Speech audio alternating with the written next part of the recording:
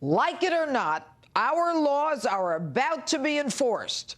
Those who live in sanctuary cities that harbor illegals are now teed up to lose federal law enforcement funding and protection. And each and every one of you has a decision to make. Everyone in those 300-odd sanctuary counties and cities.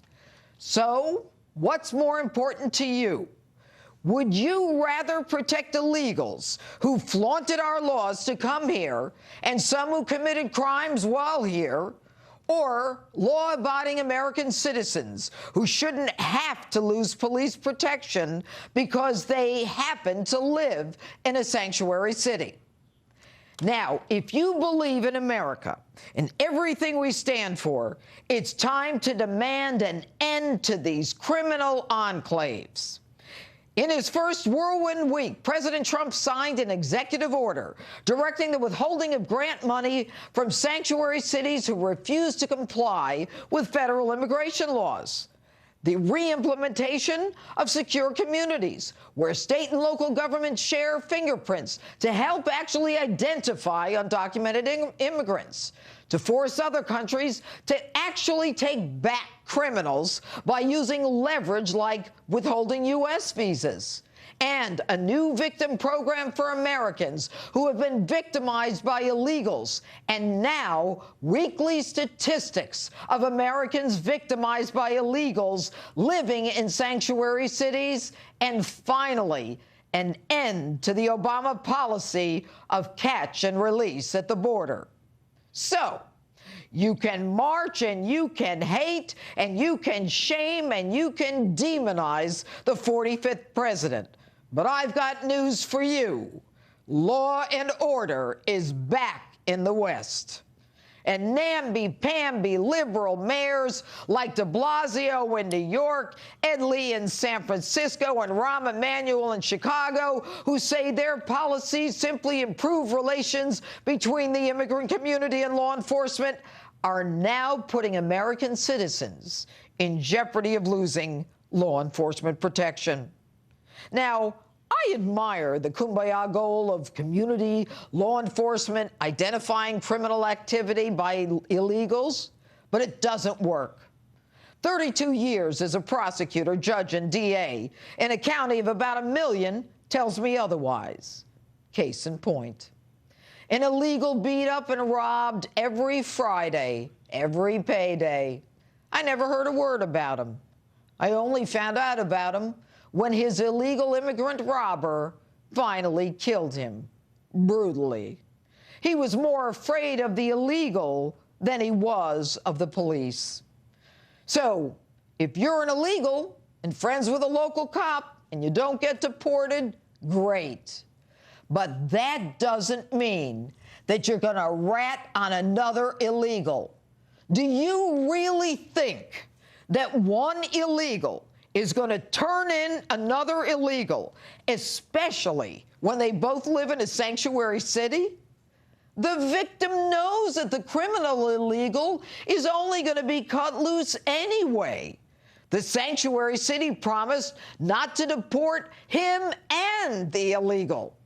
And an illegal smart enough to avoid apprehension to get here in the first place knows that the criminal illegal has a sanctuary haven forever.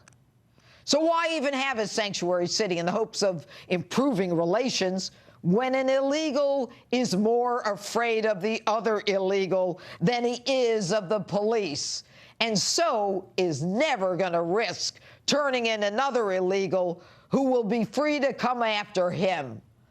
The whole thing is a farce. And by the way, for those of you who want to protect illegals and get them to cooperate with law enforcement, you don't need a blanket sanctuary city. The law is already in place. It's called a U visa. I used it as DA. If you're illegal and you want to report a crime, this is a visa that protects you and allows you and your family sanctuary from deportation. It's already the law. So in the end, sanctuary cities are safe havens for criminal aliens and not their innocent victims, legal or illegal. Juan Lopez Sanchez, deported 5 times, a career criminal, the one who killed Kate Steinle, admitted he actually came to San Francisco because it was a sanctuary city. How many parents do we have to parade in front of you to show you the loss of lives by those protected by these liberal mayors? And now, Mexico gets in the mix, and they say that a wall and a crackdown on illegal immigrants is an affront to Mexico. Really? They actually want us to have sanctuary cities. I have an idea. How about Mexico pay a tax on the billions of dollars that are sent to them by the illegals working here? Or better yet, maybe Mexico should change their laws so that if you cross their border illegally, you aren't sentenced to 10 years in jail. And what makes Mexico think they have a superior right to protect their sovereignty than we do? So enough of this benign-sounding sanctuary city nonsense that protects criminals. At what point do we stop the killings and the violence? Are you actually willing to risk it all to protect the criminal illegal? And who would you put in that spot? Who would it be okay to lose? Your son? Your mother? Or as Steinle did, his daughter, Catherine, who died in his arms as she walked along the San Francisco pier with him? And to all those mayors like de Blasio in New York, like the ones in Los Angeles and D.C., who say they won't retreat as a sanctuary city, my question to you is this. Who put you in office? Who did you take an oath to protect? Do you understand that the first order of government is the protection of its citizens, American citizens? That's your job. So you have a decision to make. Are you willing to lose law enforcement dollars that pays for the cops in your city to protect Americans in your effort to resist the deportation of criminals who are here illegally?